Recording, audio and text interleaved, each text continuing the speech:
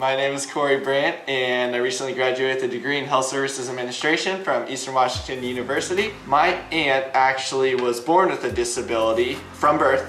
So when I knew her, she always grew up with, she always had crutches to kind of help her get around, and she also had a scooter. When I knew her, she was never meant to live on her own because of her disability. She wasn't able to provide for herself. That was what people told her would happen, but she was a very strong-willed woman, and she ended up getting her master's degree from Western University.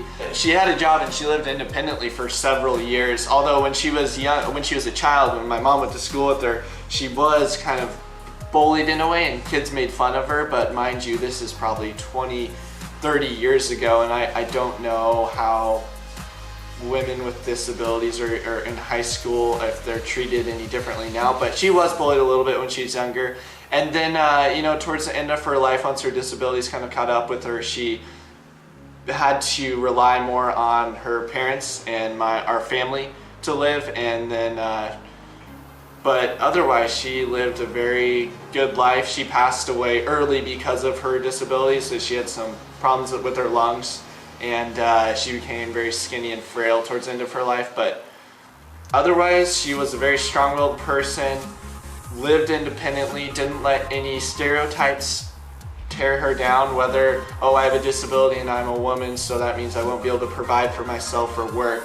She just ignored all of that and really lived the life she wanted to live. Hi, my name is Obina Nadi. I go to Eastern Washington and I'm studying occupational therapy. Women who have disabilities, I feel like they can't get jobs like normal people can. So they can't get like a CEO job or like some big corporate job because of their disability. And I don't know, it's a bit unfair for them. And also they can't live independently like normal people. They're always being watched and from like doing or like hurting themselves, or they're either at a mental institute or like a nursing home. So people see them as not being able to do what normal people can do. I'm Brandon Wong. I'm a junior at Eastern Washington University in mechanical engineering. What women with disabilities go through, I'm not really sure. I haven't really been in the position of that, obviously, and I haven't really been educated about it. I don't really know what women with disabilities go through, and I feel like it would be probably good to kind of teach the younger age, just kind of people around them that they'll encounter like every day in their daily lives. My name is Michael Dean. I'm an accountant at a healthcare firm in Spokane, Washington.